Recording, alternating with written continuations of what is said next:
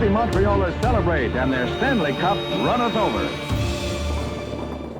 Some of the crazier stories with the Stanley Cup are Scott Parker of the 2001 Avalanche asked if he could put it on the back of his bike, his Harley. Sidney Crosby took it for a ride on his Sea-Doo. Players have had their morning cereal out of it, breakfast of champions. A lot of players have young families, put their baby in the cup. We do let fans put their babies in the cup.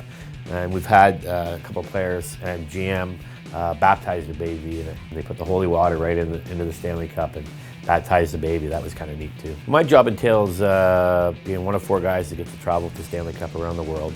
The Stanley Cup is with me 24 hours. The only time the Stanley Cup and I separate is when we fly. It's got a special case that you saw when I pulled the cup out of the case. That's what we check it with. It's locked, it's secured after the TSAs inspect it. When I'm in my hotel, it stays with me at the hotel, in the hotel room, usually at the end of the bed. It was first awarded in 1893 to the Montreal Amateur Athletic Association.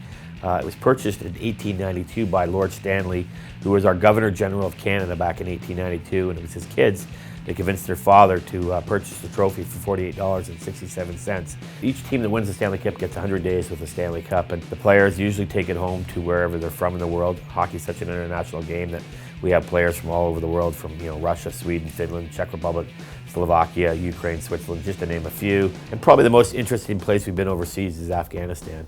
The Stanley Cup's been over there to visit the troops on 3 different occasions. And to have the Stanley Cup in the middle of a war zone was pretty an amazing experience. It's a magnet for a party. You bring it out and you have an instant fun night. And I got it after the parade, and we were going to have a quiet night, and I took it around.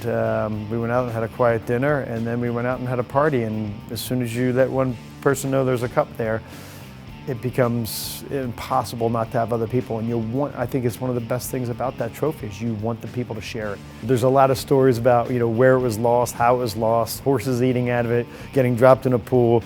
That thing's seen a lot, and if it could talk, it would be a good story. Has the Stanley Cup ever had accidents? Yeah, I mean, it's a trophy that doesn't hide behind glass. Unlike other sports, major trophies, once it's won, it's usually put into the stadium or arena or wherever, or the team offices.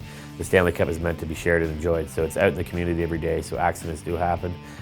It's 121 years old. There are a few nicks and bangs on it for sure. I think it's a real, time-honored, but a really great aspect of the game of hockey. There's so much passion in this, and it's something you work for your whole life, and here's this embodiment of everything you've done in your entire life to get to that kind of pinnacle of your career. And as an athlete, it's a highlight for sure.